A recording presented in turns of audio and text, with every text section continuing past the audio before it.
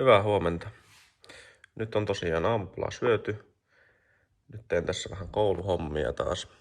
Noin 1,5 tunnin päästä olisi tarkoitus mennä kattoo Giro d'Italiaa, kun niillä menee etappi tänään tosta 50 kilsan päästä. Niin mennään pyörällä kattoo sitä. Niin, siinä on varmaan mielenkiintoista kontsaa joillekin. Eli tällaista. Sitten avataan tästä vähän tätä kurssia, eli Data Analysis and Statistics -kurssi. Tosiaan niin luennolta tulee niin kuin aina materiaali, mitä ollaan luennolla käyty, ja sitten ne on täällä. Quantiles, Variability, tällaista settiä. Sitten meillä on muutama 4 tuommoista kotitehtävää periaatteessa. Ja sitten yksi tämmönen esimerkkikoe, että pystyy vähän valmistautumaan siihen, että minkälainen se koe tulee ehkä olemaan. Eli tässä kokeessa nyt on niin, että 2 ensimmäistä tehtävää on periaatteessa niin helppoja, että jos niistä ei saa niin kuin vähintään 60% pisteistä, niin sit se ei edes arvioi noita loppuja. Eli ne on vähän helpompia suhteessa näihin muihin. Tässä on yhteensä 6 kohtaa. Ja täällä Italiassa menee niin, että sun pitää saada kokeista aina 60% oikein, että sä pääset läpi. Eli 30 pistettä on maksimi, joten sun pitää saada 18 pistettä. Mulla on nyt keskiarvo 26, eli se on itselle ihan tosi hyvä. Ja toivotaan, että se nyt pysyisi suunnilleen siellä. Kokeet vaihtelee aika paljon. Esimerkiksi matikan koe oli 3,5 tuntia. Se oli todella vaikea. Mutta sitten taas esimerkiksi toi taloustieteen kurssin koe oli tunti. Ja se oli pelkästään monivalintatehtäviä. Et se oli niinku periaatteessa vähän helpompi. Ainakin itselle ei tarvinnut kirjoittaa mitään, että kun vaan ties niinku teorian, niin sit oli silleen aika suoraviivainen, eikä tarvinnut hitsata sillä kokkeessa niin koko päivää. Palataan tosta kohta, kun lähdetään polkemaan tonne Giroa päin. Buongiorno.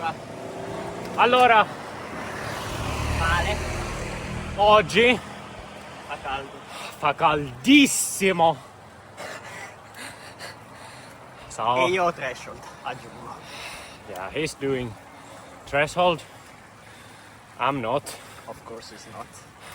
Of course, I'm a pussy. I do only easy riding. Exactly.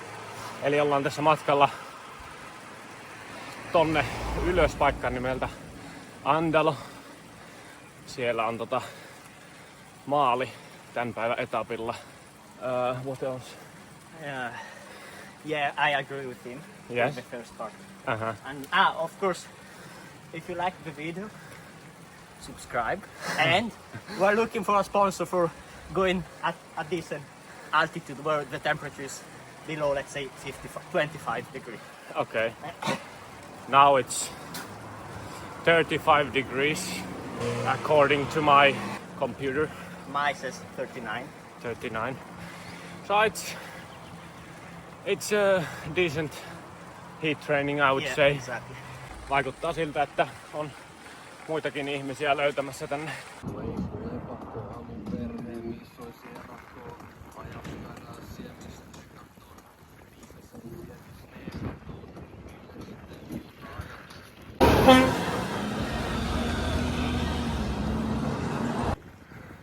Täällähän on jo jotain säkkejä mestoilla.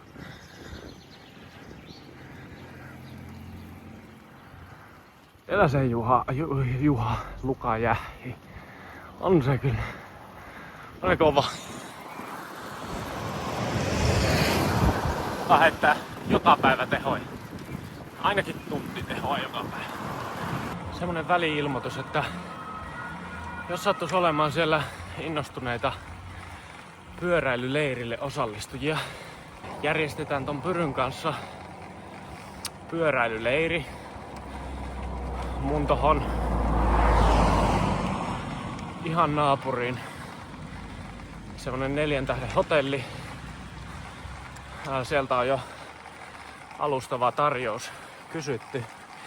Eli alustavasti mietittiin, että olisi Trento Running Weekin kanssa samaan aikaan se, eli syyskuun loppupuolella 7 vuorokautta. Alustavasti ehkä 12 paikkaa olisi sinne. Eli jos on kiinnostuneita, niin laittakaa Pyryn sähköpostiosoitteeseen viestiä. Ma in Finlandia noi beve! Sì, in Finland!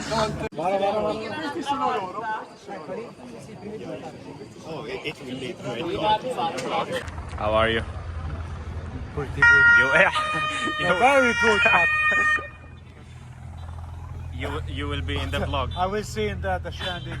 Maybe it's... Yeah, it's good to take it. yeah.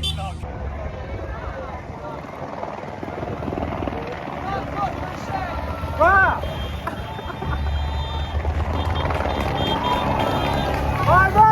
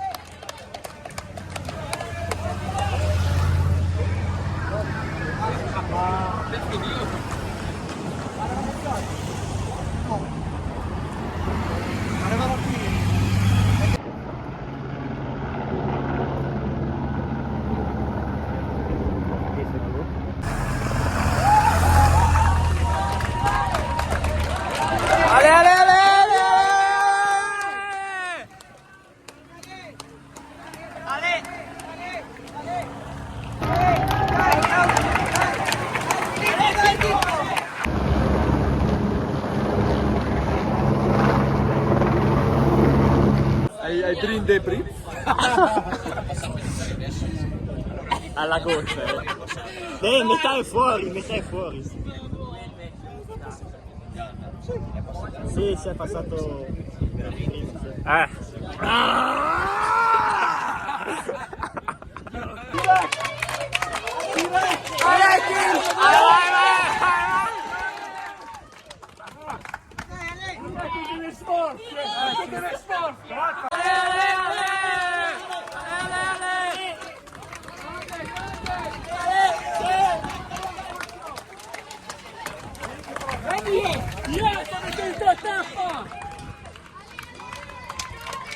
Dai, grande!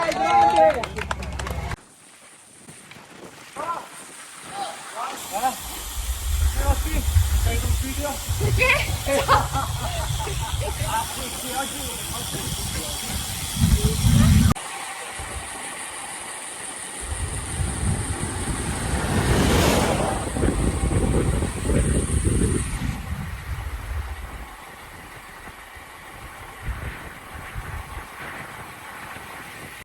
Huhhuh. Olipas tiukka setti. Oli kyllä niin kuuma, että ei pysty edes käsittämään. Mut joo, nyt on kirjoista palattu. Tässä olisi varmaan tarkoitus, just söin tossa tortelliineja. Ja tänään varmaan en tiedä jaksaako tässä nyt sitten opiskella vielä, mutta osa aukoista oli vähän pienessä niin kuin hiprakassa ehkä, mutta Ne meni sinne about puolilta päivin, kun kisa tuli noin 5 maissa sitten iltapäivällä tonne Andaloon. Niin niillä oli sitten hyvää aikaa ja ottaa pientä etumatkaa siinä. Niin sitä leiristä vielä sen verran, että käykää katsomassa Pyryn YouTube-kanavalta. Sieltä pitäisi löytyä jotain muutakin informaatiota leiristä. Että sitten vaan Pyrylle sähköpostiin viestiä, niin pääsette leireilemään. Oikein hyvä paikka pyöräillä. Maailman paras paikka pyöräillä. Kannattaa lähteä. Tää nyt ei ehkä ollut ihan semmonen tavallisin päivä, mutta kun on näin hyvässä paikassa, niin tämmöisiäkin päiviä on välillä. Sitten vielä painotan sitä, että jos joku asia kiinnostaa, niin kysykää siitä siellä kommenteissa, niin mäkin tiedän, että mitä mä sitten teen näissä blogeissa, koska nyt mä lähinnä teen näitä niinku itselleni, että voisit 2 vuoden päästä katsoa, että mitä on tehnyt ja kavereille, sukulaisille. Mutta jos siellä on joku, jota kiinnostaa joku asia, esimerkiksi koulu, esimerkiksi pyöräily, esimerkiksi Trento kaupunkina, niin kyselkää niitä kysymyksiä, minä voin vastata. Ja palataan ensi videon parissa. Mä nyt teen näitä silloin kun jaksan semmosista asioista, mitä mä teen. Hei hei!